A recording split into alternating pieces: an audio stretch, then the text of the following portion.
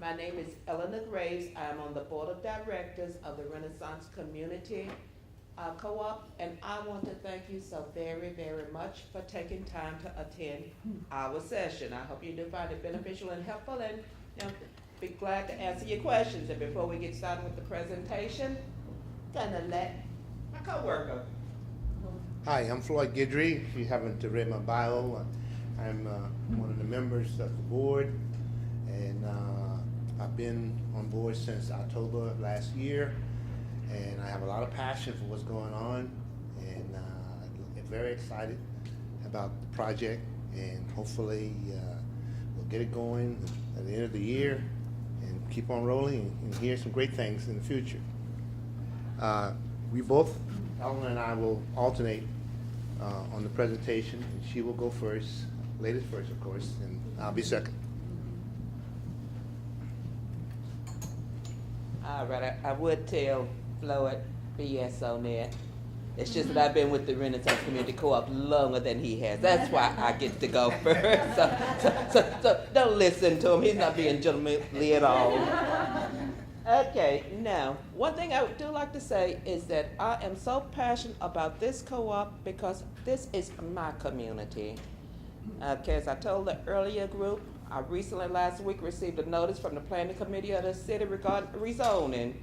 It says for property located within 600 feet of your house. So, when I looked at the map they sent along with it, it was for the shopping center. But it was all good though. What they were doing is that the planning committee was just making sure that we can't have any bars or car dealerships or, things like that coming onto the property. So that was okay, but that lets you know how close I live to this area where our co-op will be. So just want to let you know, that's why it is so personal to me, why I am so passionate about it. Okay, let's see, let's get this thing going right. Okay, now it will be a community-owned grocery store that is building community wealth and health. Okay, we're gonna be offering good jobs, good healthy food for the residents, for the members there. Now I laugh, I tell people, I says, if you know anything at all about North Carolina, if the weatherman gets on and says there is a 20% probability of snow, we run to the grocery store. I mean, it's a North Carolina thing. And I says, I have always lived within walking distance of a grocery store. My father was the kind, it's like, I don't have enough money to, stock up on everything, but we can walk to the grocery store, we happen to need bread, whatever, get shut in here for 2 weeks, even though I've never been shut in North Carolina snow for 2 weeks, but you have to be close to a grocery store. So I said, as a child growing up in Mebane, North Carolina, I could walk to the grocery store. My first home was in Burlington, North Carolina. I was within distance of a grocery store. When I bought my home in Greensboro, one of the primary reasons I bought where I did was because I could walk to the grocery store, to a recreation center that had swimming pools, tennis courts, things that I love, and the public library. I'm an avid reader, but the grocery store is really, really important. Shortly after I moved there, the grocery store shut down. Okay, and it was really, really big disappointment because this was the anchor store for this shopping center. So that's, how it originally got started. All right, in 1998, the grocery store that was in the community was a Winn-Dixie. The Winn-Dixie was very profitable there, but Winn-Dixie was changing its corporate strategy. So it wasn't because the neighborhood was beginning to go minority, low income. It wasn't for that reason at all. Winn-Dixie changed corporate strategy. They closed all of their stores in North Carolina. So that was the reason they closed the store. And once that store closed, then of course, the rest of the shopping center began to decline. We had a pharmacy was there, a hardware store, and a couple of other small businesses. They gradually all closed their doors. The only thing that has remained has been a Family Dollar store. It's been there. In fact, for a long, long time, it was about the only place you could go in the neighborhood to get a loaf of bread. And then, it wasn't always the fresh, and you didn't have too much of a choice. It might be a Family Dollar brand, you know, you couldn't go and get good wholesome whole wheat or anything like that. And every once in a while it'd have a few fruit, but that was it as far as fresh, healthy foods. So I said the whole neighborhood began to decline. Okay, for years and years, we had a community organization that was working with the city in an effort to bring one of the chain stores to our community. Okay, no one came. No one came at all, so after 14 years, well, actually, in between that time, a small independent grocer or just an independent person trying to start a grocery store did come into the space, but their shelves were so bare, they did no remodeling, nothing else in the store, and the shelves were so bare. I went in there one time, it's like, I can't do my shopping in here. They had hardly anything at all, you know, nothing I couldn't pick up at the Family Dollar store. So finally, after 14 years of waiting, the community decided, we're gonna do our own grocery store. No one's coming in, no one's helping us out. Even the city seems to have turned its back on us. So there was already a group of organized citizens that had been in place that had fought against reopening a landfill in our community. And of course, the minority communities, we get the worst of everything. So there was a landfill that had been closed. The city was trying to reopen it. So this organization of citizens, they got together, they fought the city. They were powerful and vocal enough that when elections came up, we voted them out. Okay, but yes, we voted them out, excuse me. But we did manage, once that was done, managed to get it so that the landfill will never be opened again, hopefully. And once that was accomplished, then this organized citizens group, they turned to the grocery store problem. I says, you know, we manage in one effort, let's work on getting us a grocery store. So that's when they began organizing around bringing a grocery store, the idea of a co-op. All right, now some of the problems that we do face, I says, there is no access to healthy, fresh fruits and vegetables within 2 miles. 2 miles to the north, there's a Super Walmart. I hate Super Walmart. You guys know about how fresh their vegetables and fruits are. But no, anyway, it's Walmart. And then to the south, there is a Food Line, but it's definitely not one of the top of the line food lines. And you know, if you don't have transportation, it's kind of hard to even get that far. And like I said, this is a low-income community. There is a large housing development that's like across the parking lot from where the Renaissance Co-op will be. A lot of the people are unemployed. I says they don't have transportation, they can't get to work, they can't get to the grocery store. I see people standing out there on the street relying on their friends, their relatives, or our bus system, or even taxis to take them to the grocery store. And I laugh, I tell them our bus system in Greensboro, everything has to go downtown to the depot, so it takes you at least an hour to get from point A to point B. And then you can only bring back 2 bags of groceries. So you can imagine doing your family's weekly shopping, and then you can only come back with 2 bags on the bus. So it's really, really sad. So we are in a food desert.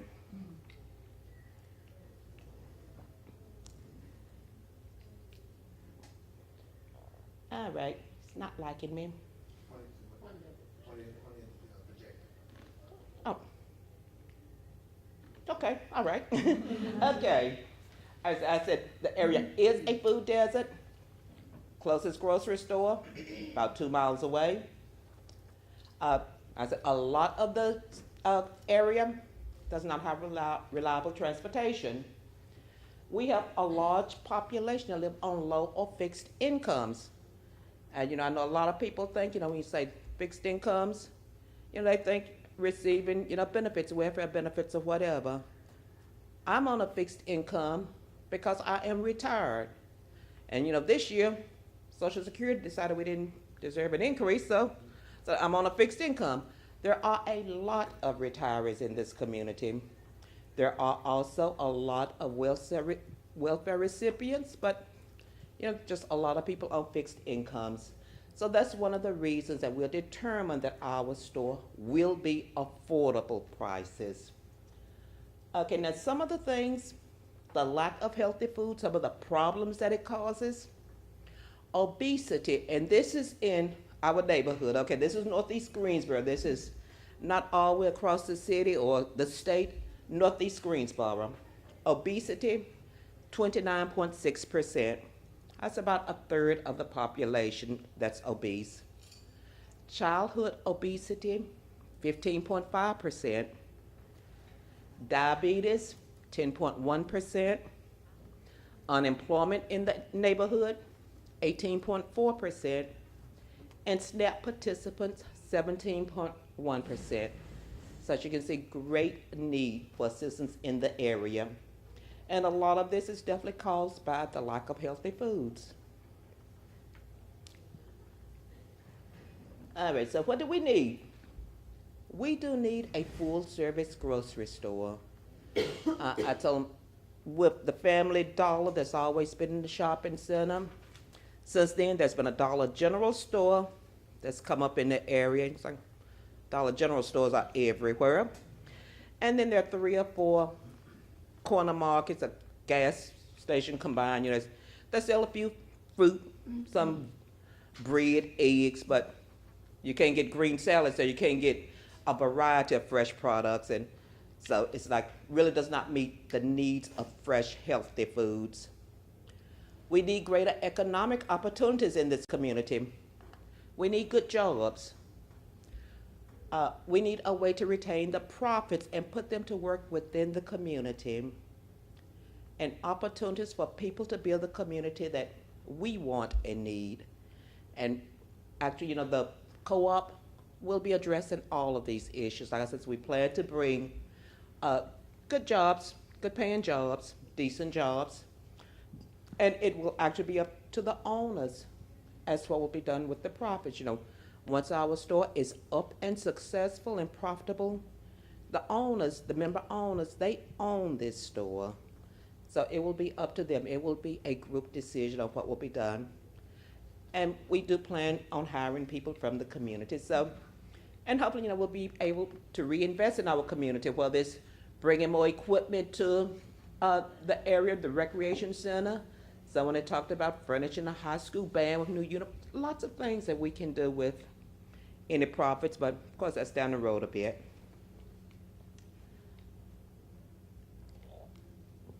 All right, I'm pointing it at it this time.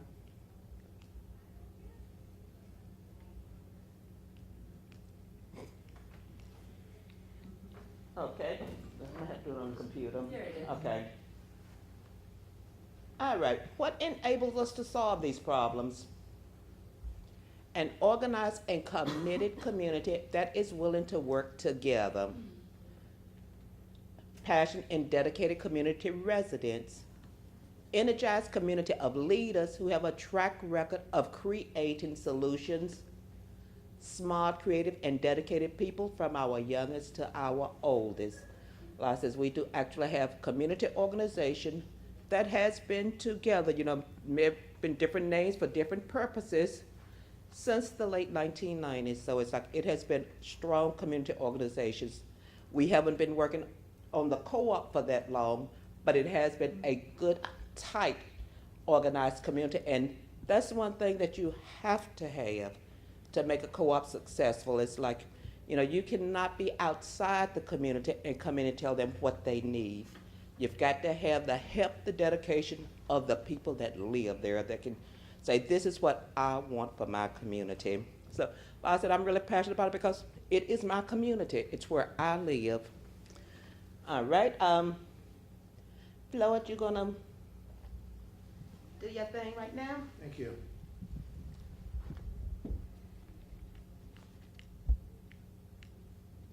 You may have to aim it at that.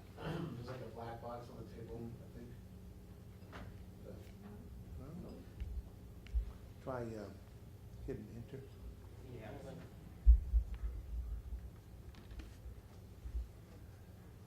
Yeah. Anytime you have a very strong community, you've got to have a very strong family. a very strong family structure. And you notice in some of the slides, the children were involved.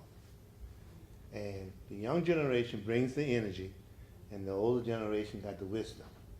And it's our responsibilities as the older generation to be able to pave the way for the next generation that's coming behind us. And that's why I'm so passionate about what's going on with the Renaissance Community Co-op. If you would evaluate or take a look at what it costs to buy good food, generally speaking, everybody pays about the same amount of money to buy good food, whether you're rich, poor, or whatever. And we realize in the community through a research company that the community spends about 1.34, roughly a little over $1.3 million per week, each week buying groceries. That's about $68 million a year. So that's quite a bit of money that the community spend, and most of that money does not circulate within the community the way it should because of that reason. So as Eleanor stated, that the community is very cohesive, and they've been through some trials and tribulations when they fought off having the landfill built in the neighborhood, and I guess it made them a little cocky. They said, hey, we can do this, we can do something else. So because of the problem we were having with lack of healthy food in the neighborhood, they conceived the RCC, which is the Renaissance Community Co-op, that will meet the food and economic needs of the community. And it's a democratically driven ownership, which is very inclusive and deliberate. The board of directors are great people, and I'm proud to be a member. General manager, Mike Valente, is doing a fantastic job, and you might want to pick his brain if you want to get some information from him, because he's very knowledgeable, and he works very closely with the board. The RCC will also be an anchor for that particular shopping center, and hopefully, because of that location of the RCC, we will see other smaller stores park their businesses right next door to us. Something wrong with this one. Yeah. Okay. The RCC will meet the needs by offering a wide range of healthy foods, which is fresh fruits, vegetables, meats, and at affordable prices right in our neighborhood. And we didn't mention about the demographic of this community. It's like 23% white, 7% black, about 7% Hispanic, and others. But in the store, we expect to have a full store whereby we will have all the departments that will include grocery, frozen dairy products, health and beauty aid, general merchandise, meat with an in-house meat cutter or a butcher, a deli with hot food bar, beer and wine, I repeat, beer and wine, and frozen seafood, bakery, and produce. Now, we had a company called Lakeshore Food Advisors, LLC, that has done an excellent job of helping us select the distributor to who will be supplying our needs, our groceries, and they're also going to help us with our food logistics and help to keep the price where our gross margin will be acceptable to be profitable.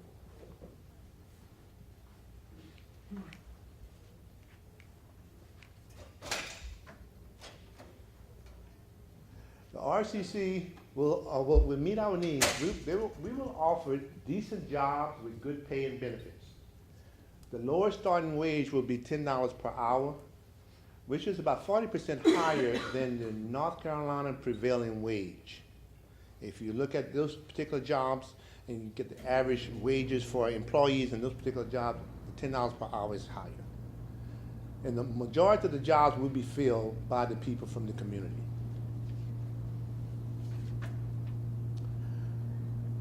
The RCC will meet these needs by offering an attractive, welcoming store that the community deserves.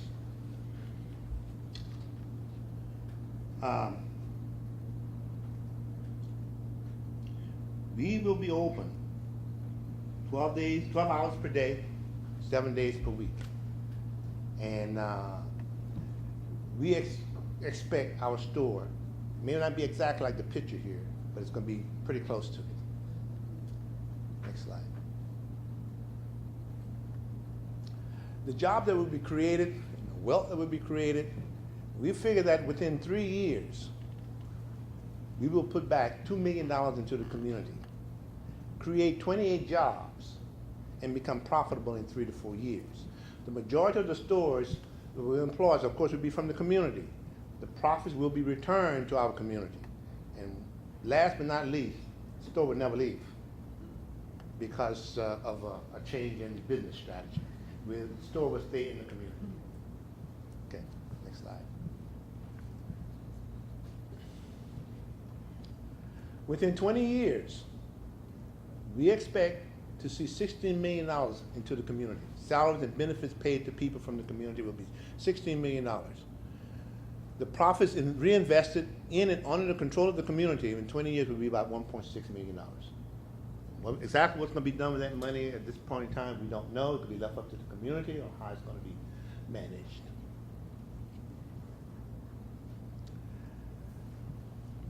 One thing we are noticing, one thing that's been happening is a tremendous participation. The young lady there is holding up this yellow card to select the board members, of which me and Eleanor were selected that day. And I don't know her, so I didn't bribe her to vote for her. But you know, at that community meeting, there were 200 people from the community at that meeting. On the right side is our board chairman. He is facilitating the monthly community meeting every third Monday of the month. And we have at least 50 people to attend at each meeting. So a tremendous participation to the point where we've heard that some of the community citizens are a little bit upset because they're not getting involved enough. So we're gonna find out who they are and get them some work to do. So, the RCC we expect to gross $4 million per year. First year may be a little struggle, but eventually we're going to top off at that level.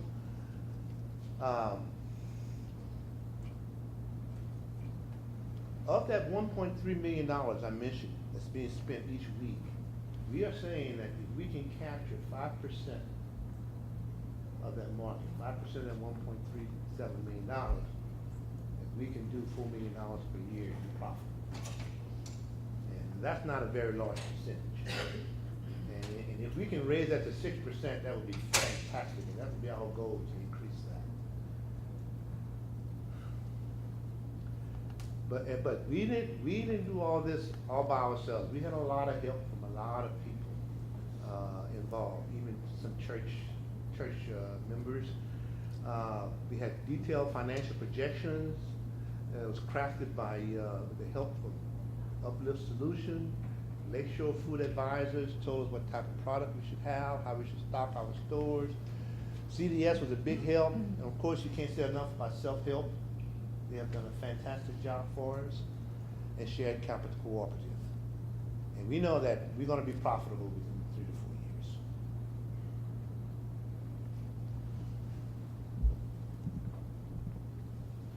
All right, how much will it cost us to get up and running? All right, leasehold improvements. Like I said, we're looking at property that, like I said laid vacant for virtually 18 years. I mean, no caretaking of it at all. So of course, we're definitely gonna have to have leasehold improvements, training on co-op governance in the grocery industry.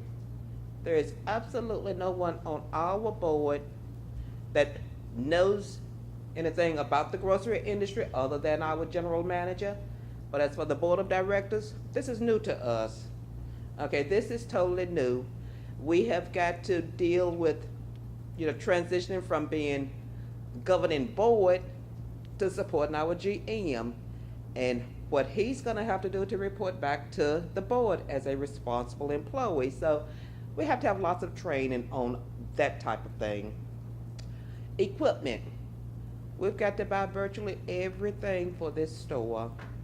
Okay, so it's quite an investment in refrigeration, the shelving, the point of sale.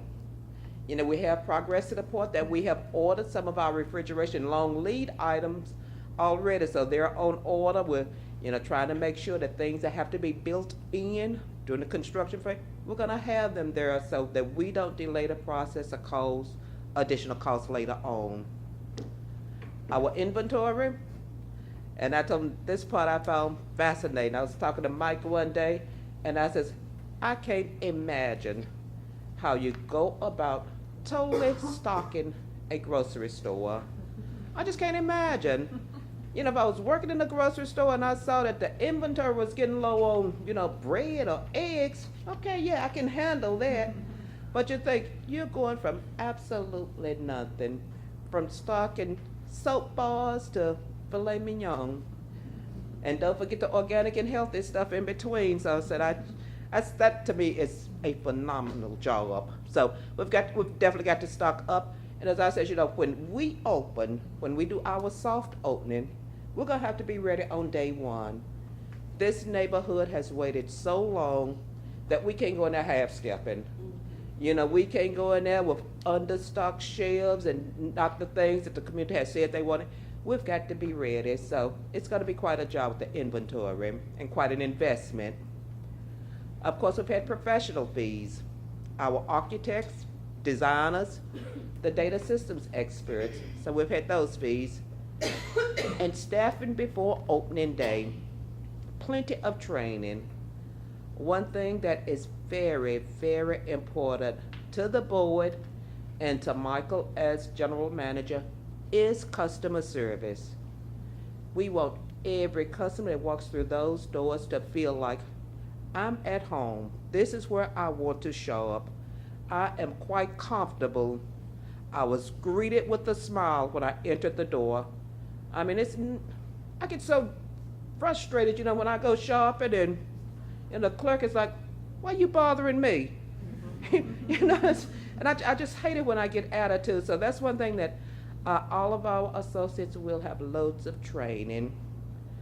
And of course, we've got to have working capital. You can't expect to be up and running and profitable within your first year of operation. So we're gonna have to have working capital. So those are the things that we realize we need 2.48 million to open the door on a positive note. All right, so where we're gonna get it from? For any of you that were in the financial workshop that played with the Legos, your balance, you got to balance. Whatever you put on one side, you got to, have something on the other side to balance it out. So where we're gonna get the money? From the community, our co-op memberships, our owner shares. The target was 1,000 members at $100 each. We're probably getting pretty close to 745 members. We've picked up a couple of new members here at the conference, so we're getting, close to that number. So that we're really proud of that. Loans from community members and others, and those are, include our member owner loans. We set a goal of $200,000 in member owner loans. That could be as low as $500 and as high as you wanted to make it. So we've reached about 75% of those, and then we've had loans from other community leaders. So we've got about 75% of our community loans raised. We've had one of the largest churches in the area that gave us a donation of $40,000. And I told them what really impressed me with this particular church is it's not in the neighborhood. A lot of the members do live in the neighborhood, but this is a very, very generous church that does a lot of good things for the Greensboro area. So we're really, really pleased that they chose us, to help out. And then from Foundation, other grants, $336,000. The City of Greensboro, we got $250,000 grant from them, and I like to tell people, think that's wonderful. Had to work really, really, really hard for $250,000. And I think we don't have any leaders from Greensboro in here, do we? I think the only reason we got that was because, well, as Dave likes to say, because they shut down one of the streets going down through downtown Greensboro to let this rich white dude build a hotel and put his name on this street going straight through downtown. And then they're building a performing arts center where you can walk from his hotel, to the performing arts center. So I think the city has given like $2 million. So it's like, hey, yeah, we'll give you a few pennies to shut up. So we're grateful though. We're thankful. We're thankful. We're not knocking. It didn't have to be that much.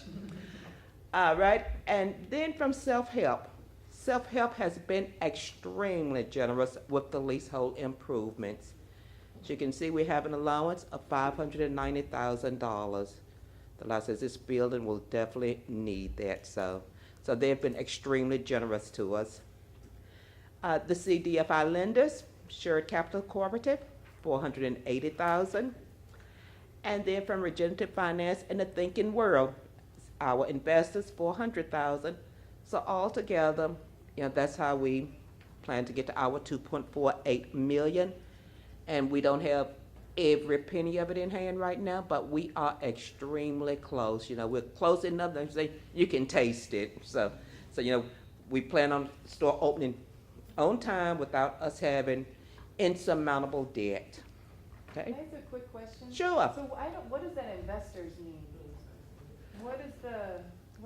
That's loans with special conditions that don't have to be paid back until we do become profitable. Okay, and that was from, I missed it, was that from a foundation or was it from an organization? The Working World. The Working World. Oh, okay. Yeah. All right. What's the timeline? And this is the one that I love. I told everybody, I said, when we're talking about the timeline for it, and I tried to get Dave to put in summer of 2016. Dave said, no, just in case. I said, but Dave, summer doesn't end until, September 22nd or October 20th? I said, Dave, we're going to be up. Dave said, no, just in case. We've already made several promises that Dave said, we couldn't keep because we were originally planning to open in the spring of 2015.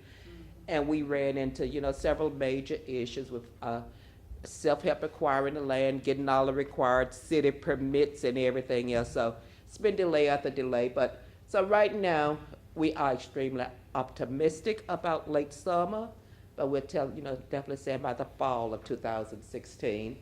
And it does depend on how quickly the construction goes and whether there are any unforeseen problems. Now, I love to tell people, because I said I live in the neighborhood, I go by every day. Construction on the shopping center has begun. I mean, I can actually hear the bulldozing things from, my backyard. So, they're out there working on the shopping center.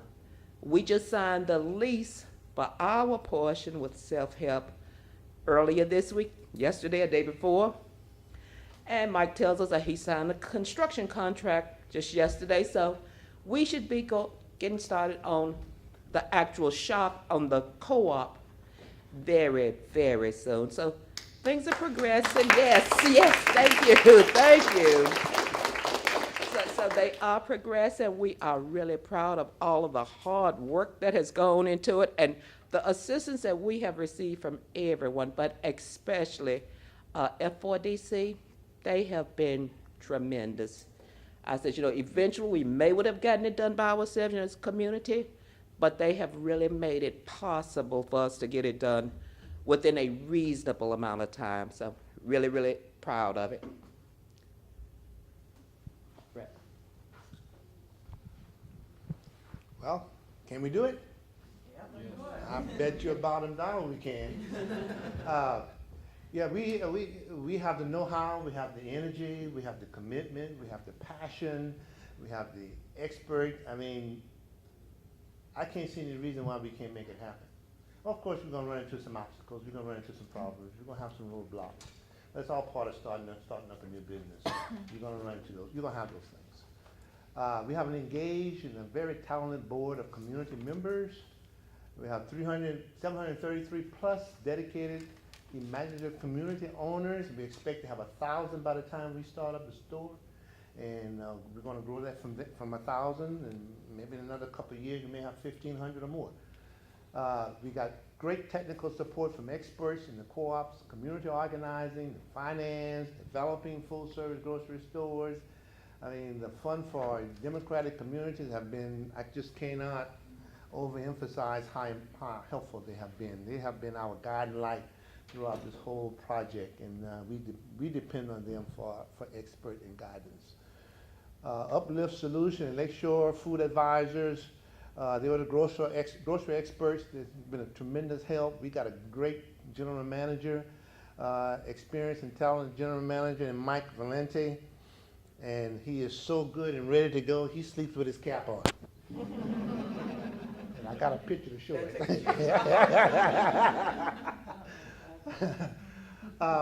CDS and Norwood Architecture did the design. They're design experts. Self-help, of course, has been tremendous. Next slide. Three things that successful business needs. Personally, first you got to have a passion. If you don't have the passion for the business, when things go south, you're not going to hang in there. You got to have an energy level. You have to have a good plan, a good, solid business plan. And here is our business plan, and on both sides. You're looking at probably about 80 pages.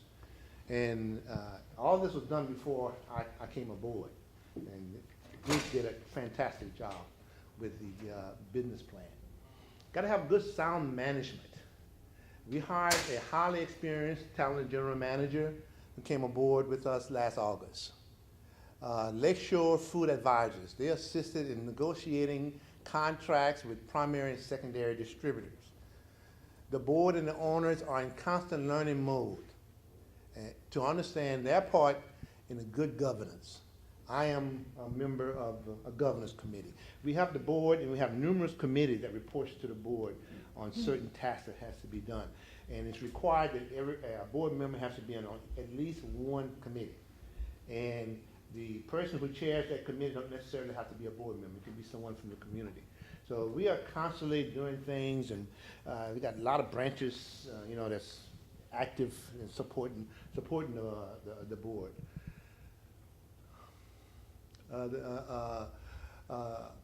Adequate financing. A lot of business gets started with insufficient working capital.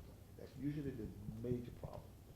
And if you don't have this working capital that will keep you afloat when customers don't pay, or something happen, and you got to shut down, you're going to run into problems. And a lot of companies have gone under because they didn't have sufficient working capital.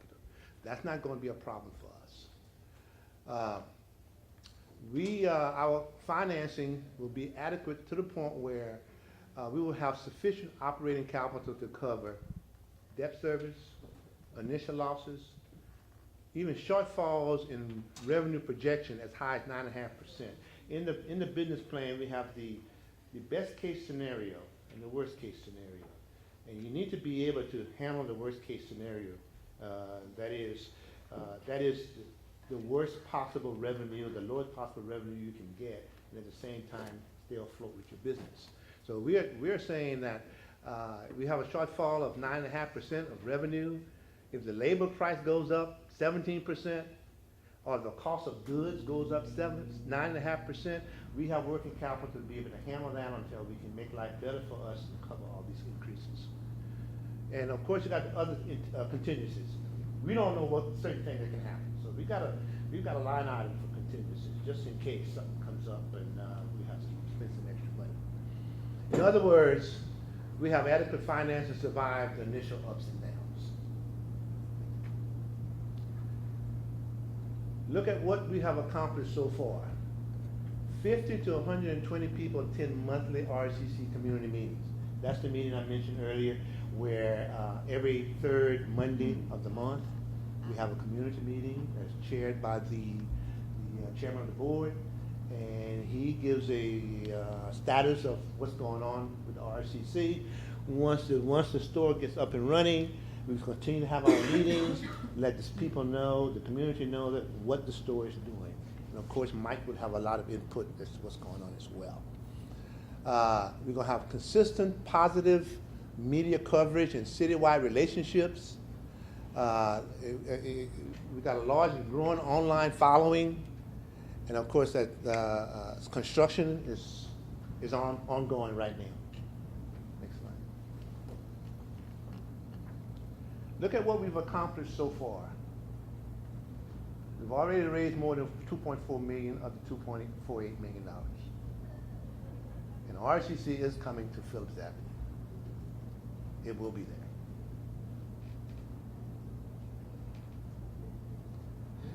You know,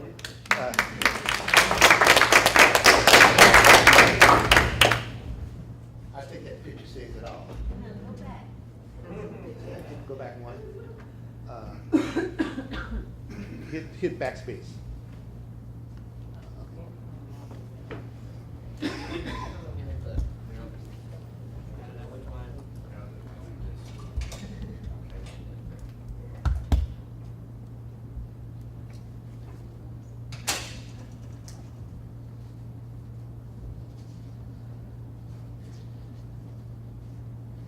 Yes.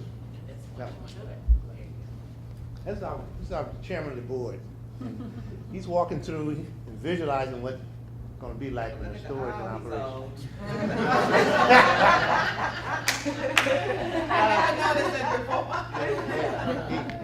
He just didn't put another word in between this and store.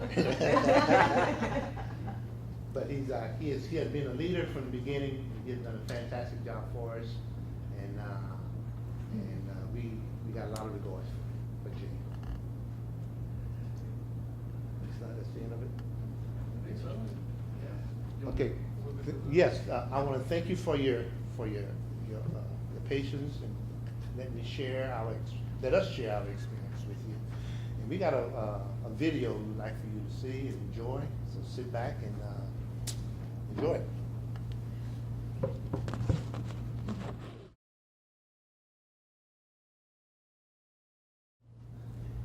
Questions? When you mentioned your meetings that you have about 50 to 120 community members attend, are those co-op members already, or are still a lot of interested community members? What did you mean by that?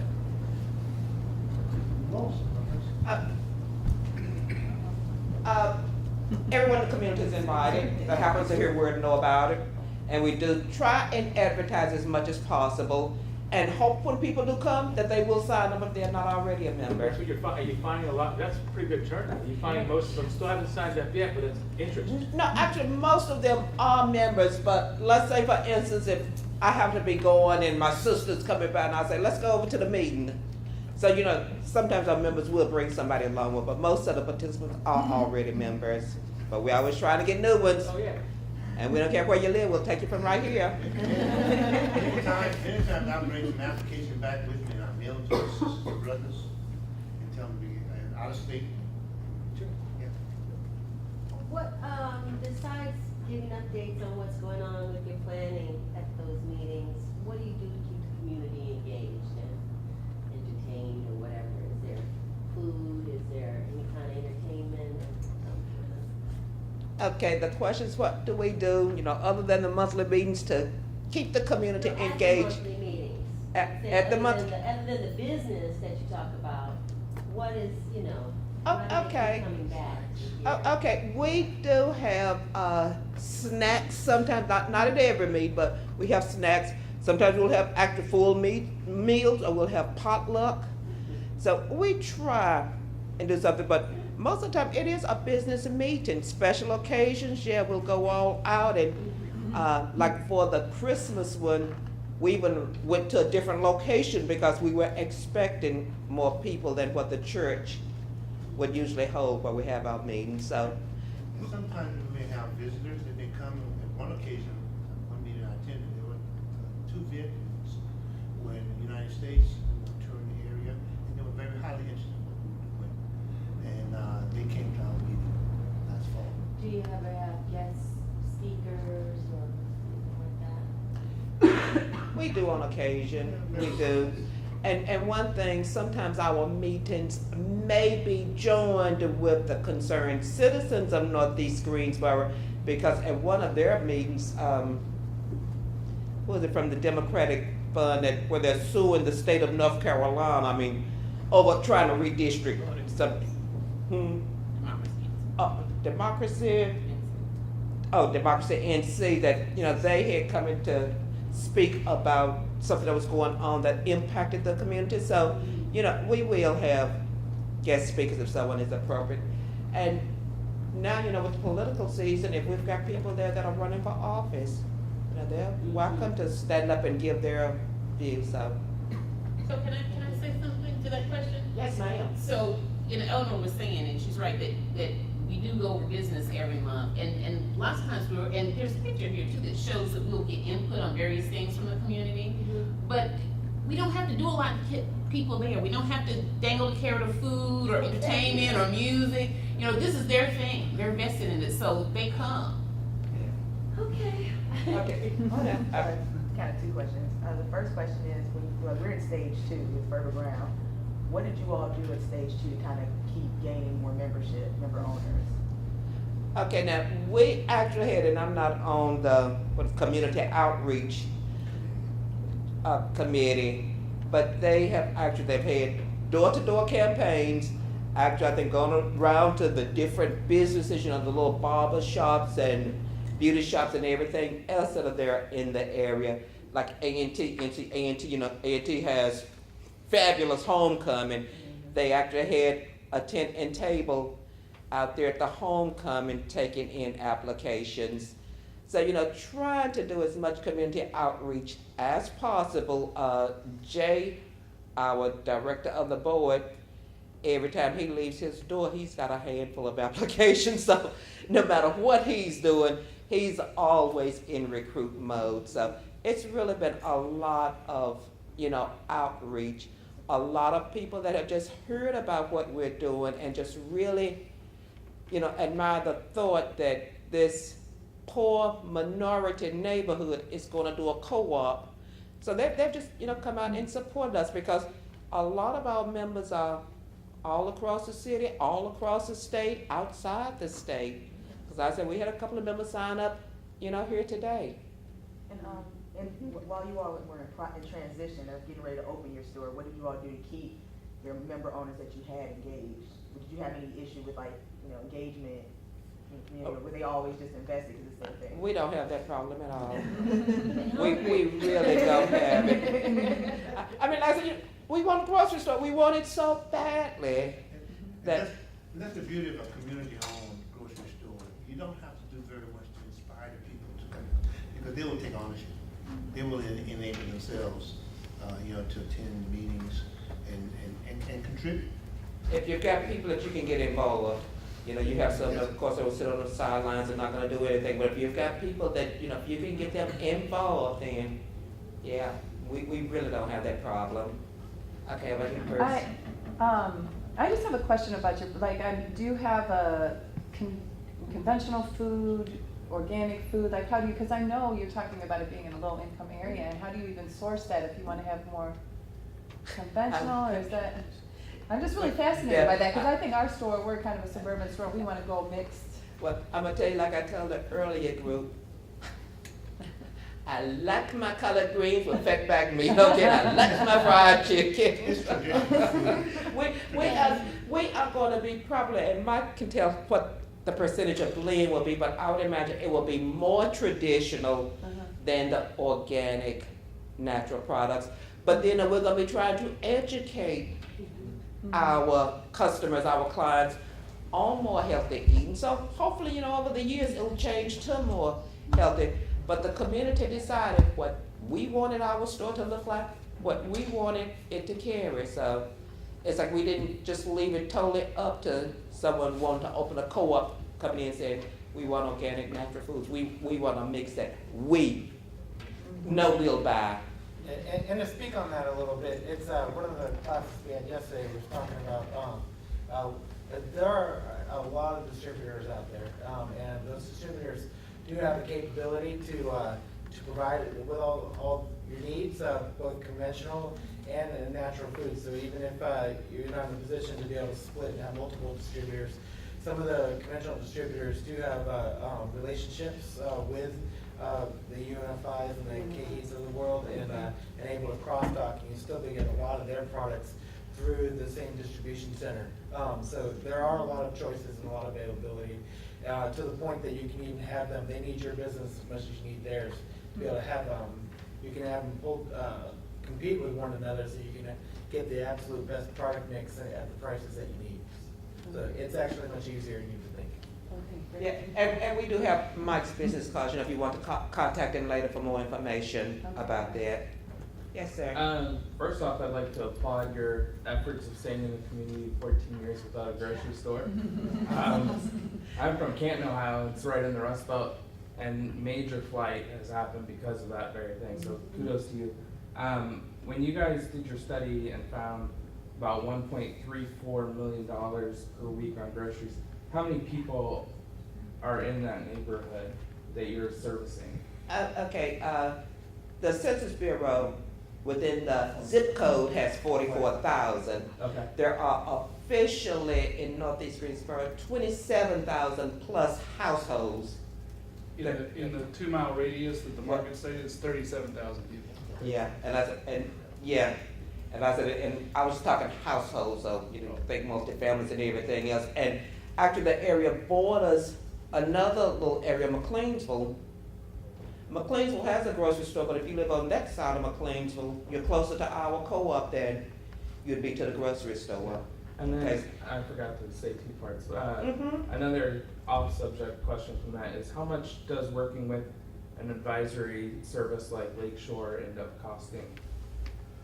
That's one that could better be answered by FD4C or Mike. All right, so what they do, and they spoke on this yesterday, they will, they wouldn't be very specific with what they said was, they'll determine what your needs are, they can cater your needs to what is also available with your resources, so, they said they could be flexible. So kind of custom fit to what you need and how Yeah. you need them. Is that a national company or? Yeah, they're based out of Chicago, so I guess you could say that they're national. Well, I mean, the Fund for Democratic Communities, I'm Dave and I'm with the Fund for Democratic Communities. Oh. We actually hired them, the RCC didn't, we actually hired them and it cost upwards of $15,000. It wasn't cheap, but we feel like it was money well spent. I mean, you know, it's up to individual groups to decide if that's something that they want to pursue. And whether that pricing would carry with other projects, it's up to Lakeshore to work out. I can tell you the cost benefit, it's you know, I've had to work with distributors and try to negotiate deals and prices, and, they were able to, because, some of those folks at Lakeshore have actually been on the distributor side. One of them was even once a distributor CEO, so they know how they think. And they were able to negotiate, some, deals and volume discounts that even I would not have been able to, obtain. So the cost benefit, to that is, almost immediate. So. Yeah. Thank you. Okay, other questions? Yes, sir. How big is your store gonna be when it's open? Total square footage is over 10,500, and Mike, you tell you exactly how much would be grocery stock? Yeah, so the total store is 10,530 square feet. About 8,000 of it will be retail floor space. And you talked about educating the community about the benefits of, you know, good food and stuff. So are you gonna, is that part of your mission, is to do education out of the store and to let the people in the neighborhood know? I mean, because they haven't had access to a lot of things that they're not gonna have access to, like, you know, what? Yes, and yes, absolutely. But the good thing about it is that it'll actually be even easier for us. Our community is very heavily engaged, so they have no problem just coming straight to us and letting us know exactly what they want. And that has made it very easy for me. It's made it easy to determine product selection, ingredients, store layouts, a lot of things. But they also let us know what they're looking for from us. They're very vocal, and they're very comfortable with communicating with us and each other and with the community, because they are so well organized. And so that's this really is very then a easy. lot of the discussions that you guys have at your monthly meetings, that you're getting that kind of feedback and just discussions about what's gonna be in the store and. Absolutely, absolutely. You know, and I would like to add to the education piece though, is that we have Cone Hospital, which is a really large hospital that's very interested in getting people more healthy and healthy to eat. I imagine they are gonna be thrilled to work with us. And Greensboro is a university town. We don't have all like small little restaurants and everything like they have here, but there are 5 universities in Greensboro. And so I am sure, like I said, A&T is an agricultural school. So I am sure they, along with UNCG that has a school of nursing and everything, they also, I can imagine they're gonna be contacting us saying, you know, how can we get involved in training people how to eat more healthy? And A&T actually even has a community farm that they're gonna be developing in the neighborhood, Oh, so. wow, that's great. Yeah, so we're gonna have lots of opportunities, I think, to get the whole community involved and get people educated. How did you find your general manager? Long search, I understand. Long, hard search. And where did he come from? Okay, so on my side of the fence, how I heard about them is, you've heard of the Cooperative Grocery Magazine, right? Well, one month, I had my CVS ad in the Cooperative Grocery for advertising me. And on the very next page, there was an ad for the RCC looking for a GM. And I was very specifically trying to find and relocate to North Carolina. So I thought it was pretty interesting. So I looked on the website, and sure enough, there was a GM position, and so I applied, and then the ball started rolling. So that's how it fit from my side of the wheel. As far as how exhausted it was on their side, I'm not really sure. What, had you managed a co-op before? Yeah, I've been in the grocery business for about 23 years. And I started the old-fashioned way. I started at $6 an hour, roll up my sleeves, and work my way up and through. And then I've been on both sides of the circuit. But the last 4 or 5 years, I've been consulting for both co-ops and independent natural food stores as a turnaround interim manager to kind of help stores that are sort of flailing and need to restructures to kind of stay in business. And then as well as consulting and helping out to give people the tools they need to be successful as well. So, but it got to the point where I was only home 3 or 4 days a month, and so I said, well, this has got to kind of end because I got to wife the kids, right? So, and so this came out. This was a really good fit for everybody involved, including myself. And I knew I would enjoy North Carolina, but I've come to liking the people even better than I anticipated. So wow. This has been more than just a good fit. This has been I found a home, and it's really nice. And because of our beautiful weather with where he came from, we get to pay him cheap too. Have you had any snow at all in North Carolina this year? Not what I consider. 75 degrees down there right now. Okay. I have a quick question. Okay. Are you all at all sourcing any product like minority farmers and things like that in your grocery store? We hope to be able to we plan to hopefully use local farmers during season with their products and everything. And at one point we were even thinking, because there's not even a farmer's market close to us, we're thinking that, maybe, we'll let them come out in the parking lot and directly sell, just to get a good relationship with the farmers. But yes, we're definitely planning to use local production. Depends on how Mike's contracts work up with the supplier, but that will be a part of it. Anything else? Questions? Well, I want to thank you guys so very, very much. Thank you. Come to our grand opening in the fall.